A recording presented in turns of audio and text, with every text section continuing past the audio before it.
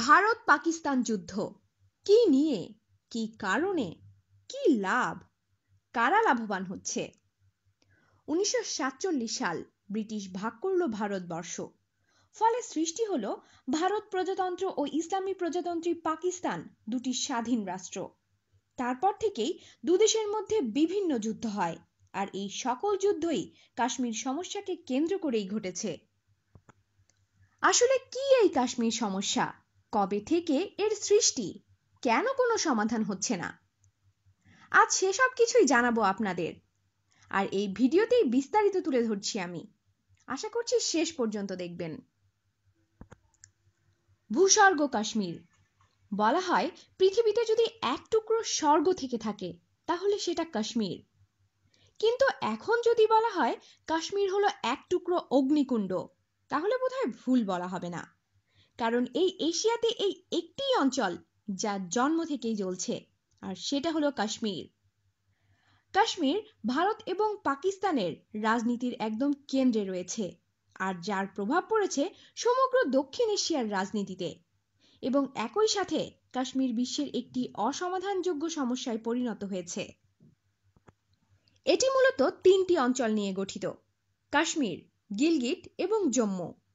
এর মধ্যে গিলগিট পুরোটাই পাকিস্তানের দখলে, জম্মু পুরোটাই ভারতের দখলে, এবং কাশ্মীরের কিছুটা অংশ ভারতের দখলে আর কিছুটা আজাদ কাশ্মীর নামে পাকিস্তানের দখলে। কাশ্মীরে মুসলিম জনসংখ্যা 90%, জম্মুতে মুসলিম জনসংখ্যা 61%, আর গিলগিটে মুসলিম জনসংখ্যা 99%।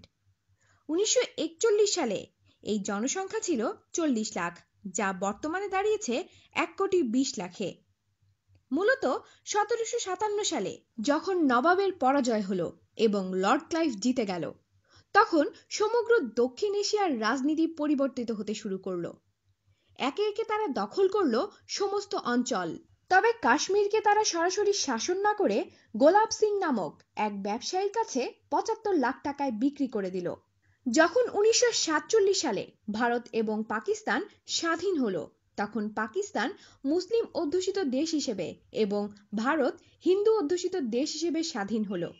সে হিসেবে কাশ্মীরে যেহেতু মুসলিম বেশি ছিল, সে হিসেবে তা পাকিস্তানের দখলে যাওয়া উচিত ছিল। কিন্তু ব্রিটিশরা তা না করে বলল, কাশ্মীর আমাদের হাতে নেই, এই সমস্যার সমাধান আমরা করতে পারবো না, কাশ্মীরের জনগণই এর সমাধান করবে। কিন্তু কাশ্মীর তখন এক হিন্দু রাজার শাসনে ছিল, তার নাম ছিল হরি সিং, আর তিনি ভারতকে কাশ্মীর হস্তান্তর করল। আর তার মানে কাশ্মীর ভারতের মালিকানায় চলে গেল। এর ফলে পাকিস্তান তা দিতে অস্বীকার করল। 27 অক্টোবর 1947 সালে ভারত এবং পাকিস্তান যুদ্ধ শুরু হয়ে গেল প্রথমবারের মতো। আর এটি ছিল ভারত পাকিস্তানের প্রথম যুদ্ধ, আর যার লেলিহান শিখায় এখনো জ্বলছে দুই দেশ, যা শুরু হয়েছিল স্বাধীনতার মাত্র 2 থেকে 3 মাস পরেই। আর এতে 3 ভাগের 1 ভাগ পাকিস্তান দখল করে নিল, যা আজাদ কাশ্মীর নামে পরিচিত। এর ফলে এটি সারা বিশ্বে আলোচনায় আসলো।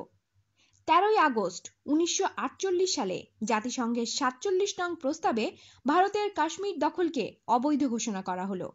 কারণ কাশ্মীর মুসলিম অধ্যুষিত দেশ হিসেবে পাকিস্তানে যাওয়ার কথা ছিল। জাতিসংঘের ওই প্রস্তাবে ঠিক করা হলো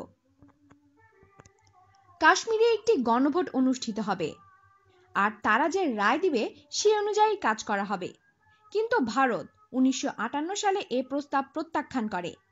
এতে ভারতের কথা ছিল যে যদি ভোট নেওয়া হয় তবে কাশ্মীর স্বাধীন হবে, না হয় পাকিস্তানের কাছে চলে যাবে, যার কোনোটাই ভারত মেনে নেবে না। ফলে এটার কোনোই সমাধান হয়নি।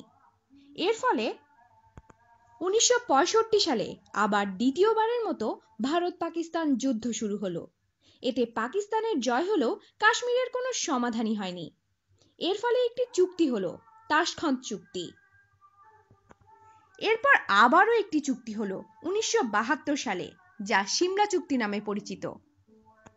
আর এটাতে ভারত এবং পাকিস্তান সীমান্ত মেনে নেয়। কিন্তু এতে কাশ্মীরের জনগণের ভাগ্য ঠিক হয়নি এখনো। তবে মূল কথা হচ্ছে কাশ্মীরের জনগণের কি অবস্থা হবে। মুসলমান দেশ হিসেবে তারা চায় স্বাধীনতা, না হয় পাকিস্তানের সাথে যেতে। কিন্তু ভারত এটাকে তাদের চ্যালেঞ্জ হিসেবে নিয়েছে যে কাশ্মীরকে তাদের সাথেই রাখতে হবে। আর এখন কি অবস্থা সর্বশেষ কাশ্মীর নিয়ে তা আমরা জানব। ভারত বলে কাশ্মীরের শেষ রাজা হরি সিং কাশ্মীরকে ভারতের কাছে দিয়েছে, তাই কাশ্মীর ভারতের। যেহেতু কাশ্মীরের জনগণ ভারতের জাতীয় নির্বাচনে ভোট দেয়, তাই এখানে আলাদা নির্বাচনের দরকার নেই। আর 1972 সালে পাকিস্তান সিমলা চুক্তি মেনে নিয়েছে, যার ফলে কাশ্মীর নিয়ে পাকিস্তানের আর কোনো কথা বলার সুযোগ নেই। ভারত এও বলে পাকিস্তান কাশ্মীরে সন্ত্রাসবাদ চালাচ্ছে, এজন্য কাশ্মীরের কোনো আলোচনায় পাকিস্তান আসতে পারে না। আর তাই ভারতের নিরাপত্তা, অখণ্ডতা ও স্বাধীনতা বিপন্ন হতে পারে যদি এই কাশ্মীর সমস্যায় পাকিস্তান নাক গলায়। তবে ভারত মনে করে কাশ্মীর ভারত এবং পাকিস্তানের নিজস্ব বিষয়, এখানে আন্তর্জাতিক কোনো বিষয় জড়ানো ঠিক না। এটা হচ্ছে কাশ্মীর নিয়ে ভারতের অবস্থান। কিন্তু কাশ্মীর নিয়ে পাকিস্তান কি বলছে সেটি জেনে নেই। পাকিস্তান বলছে ভারত এবং পাকিস্তানের স্বাধীনতা এসেছে লাহোর প্রস্তাবের ভিত্তিতে, যেখানে মুসলিম দেশ হিসেবে কাশ্মীর অবশ্যই পাকিস্তানের সঙ্গী, যা সম্পূর্ণ স্বাধীন থাকবে, কিন্তু তা ভারতের হতে পারে না। পাকিস্তান এও মনে করে বিশ্বের সকল দেশের মতোই কাশ্মীরে গণভোট দিতে হবে। কাশ্মীর ও পাকিস্তান মুসলিম দেশ হওয়ার কারণে অবশ্যই পাকিস্তানের অধিকার আছে বিশ্ববাসীর সাথে আলোচনা করার। এদিকে ভারত পাকিস্তানের কাশ্মীর নিয়ে যুদ্ধের জাতিসংঘের কোনো সিদ্ধান্তই ভারত মেনে নেননি। আর সিমলা চুক্তির মধ্যে দিয়ে কাশ্মীর সমস্যার সমাধান হতে পারে না, এটি দ্বিপাক্ষিক বিষয় হতে পারে না। কাশ্মীর সারা বিশ্বের অনুষঙ্গ। দুই দেশের এই দ্বন্দ্বের কোনোই সমাধান হয়নি। আর ভারত আন্তর্জাতিক সমস্ত ব্যাপারে কাশ্মীরকে পাকিস্তানের সমস্ত বিষয় থেকে আলাদা রাখার এক রাজনৈতিক প্রয়াস করে এবং পাকিস্তান এটি নিয়েই ভারতকে ঘায়েল করার চেষ্টা করে।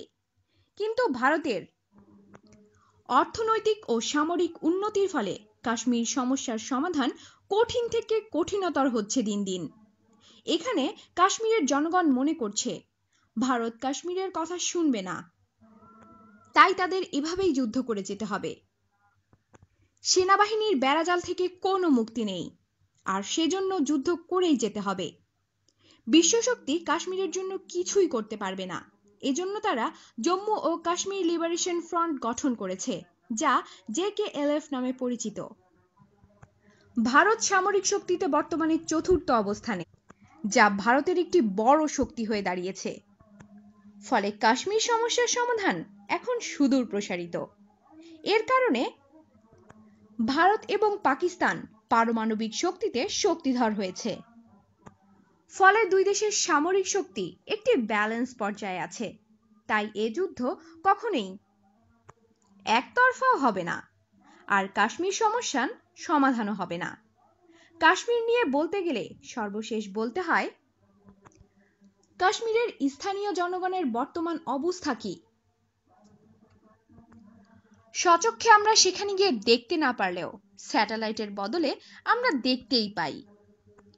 কাশ্মীরের স্থানীয়দের বর্তমান অবস্থা নিয়ে, তাদের মানবেতর জীবন নিয়ে ভারতেরই এক পরিচালক একটি সিনেমা বানিয়েছে, যা থেকেই কাশ্মীরের বর্তমান অবস্থা বোঝা যায়। আর বর্তমানে কাশ্মীর সমস্যা বিশ্ববাসীর কাছে একটি বিশাল ভয়ের কারণ হয়ে দাঁড়িয়েছে। ভিডিওটি সম্পূর্ণ দেখার জন্য ধন্যবাদ। আমাদের সাথেই থাকবেন আর অবশ্যই সাবস্ক্রাইব করবেন।